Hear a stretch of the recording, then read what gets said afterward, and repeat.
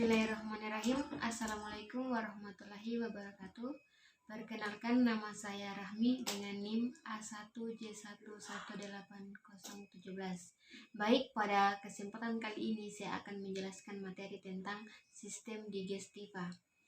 Tujuan dari pembuatan video pada kali ini yaitu untuk memenuhi tugas praktikum anatomi fisiologi manusia.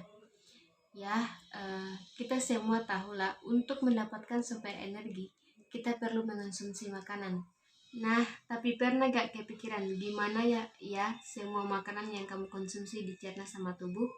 Padahal kalau kita masukin makanan ke mulut nih, itu bentuknya masih berupa makanan utuh, tapi ketika udah dicerna bentuk prosesnya beda. Nah, ternyata itu terjadi karena adanya sistem pencernaan di dalam tubuh kita. Jadi ada beberapa organ tubuh yang melakukan proses pengolahan makanan menjadi zat-zat makanan yang dapat diserap oleh tubuh. Lalu apa saja organ-organ yang berperan dalam sistem pencernaan?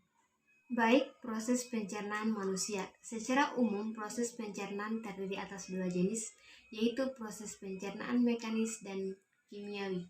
Proses pencernaan mekanik, proses ini merupakan proses pencernaan makanan yang dilakukan dengan gerakan-gerakan seperti mengunyah, menelan, memompa, menghancurkan, dan meremaskan makanan.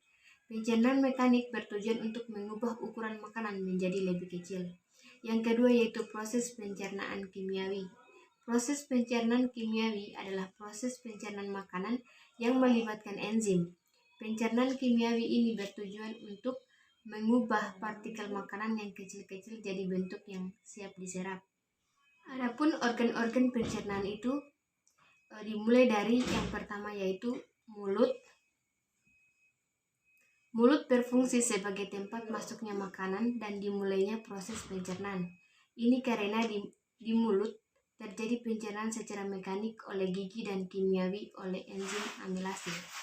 Yang gigi akan menghancurkan makanan menjadi ukuran yang lebih kecil, sehingga memudahkan enzim amilase bekerja. Enzim amilase lalu akan menguraikan kandungan pati atau amidum dalam makanan, menjadi gula sederhana yang dapat diserap tubuh. Nah, enzim amilase diproduksi oleh kelenjar ludahnya. Tenggorokan. Tenggorokan atau faring merupakan saluran pencernaan yang menghubungkan rongga mulut ke kerongkongan atau esofagus. Makanan yang ditelan dari mulut masuk melalui faring dan diteruskan ke kerongkongan. Pada dinding kerongkongan terjadi gerakan peristaltik, yaitu gerakan meremas-remas yang mendorong makanan menuju lambung. Yang ketiga yaitu lambung. Di lambung terjadi pencernaan kimiawi di mana makanan dicerna oleh enzim dalam getah lambung yang dihasilkan oleh sel kelenjar dinding lambung. Fungsi lambung yaitu yang pertama mencerna protein, yang kedua menyimpan makanan atau selama 2-5 jam, yang ketiga yaitu memastikan mikroorganisme berbahaya yang ada di lambung karena ada asam lambung. Pankreas, hati, dan empedu. Hati adalah organ pelengkap dalam sistem pencernaan karena akan membentuk cairan empedu yang diperlukan dalam proses pencernaan lemak. Empedu tersebut lalu akan ditampung di kantung empedu sebelum digunakan di usus halus. Jadi, kantung empedu fungsinya menyalurkan empedu ke usus halus ya. Kalau hati yang akan menghasilkan empedu. Nah, kalau pankreas berfungsi untuk memproduksi enzim pencernaan untuk mencerna karbohidrat, protein, dan lemak di usus halus. Selain itu, pankreas juga akan menghasilkan senyawa binokarbinat yang akan menetralkan makanan dari lambung yang sifatnya asam, sehingga tidak melukai dinding usus halus.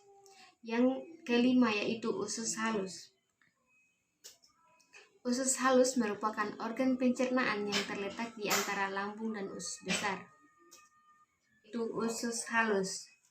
Usus halus merupakan organ pencernaan yang terletak di antara lambung dan usus besar. Duodenum atau usus 12 jari berfungsi sebagai tempat pencernaan makanan secara kimiawi.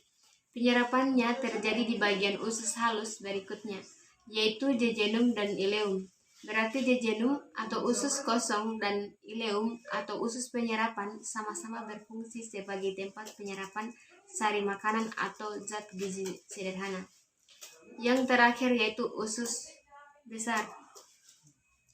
Usus besar adalah organ pencernaan yang terhubung dengan usus halus. Sisa makanan yang tidak bisa dicerna dan diserap tubuh lalu akan diteruskan ke usus besar.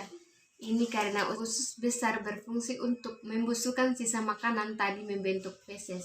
Dengan dibantu oleh bakteri Escherichia coli, usus besar memiliki beberapa bagian lagi, di antaranya kolon sebagai tempat pemadatan feses atau penyerapan kembali air dari zat sisa makanan, dan rektum sebagai tempat menyimpan feses sementara waktu. Baik, itulah materi yang bisa saya sampaikan. Lebih dan kurangnya mohon dimaafkan. Billahi fisabilil haq, fastabiqul khairat. Wassalamualaikum warahmatullahi wabarakatuh.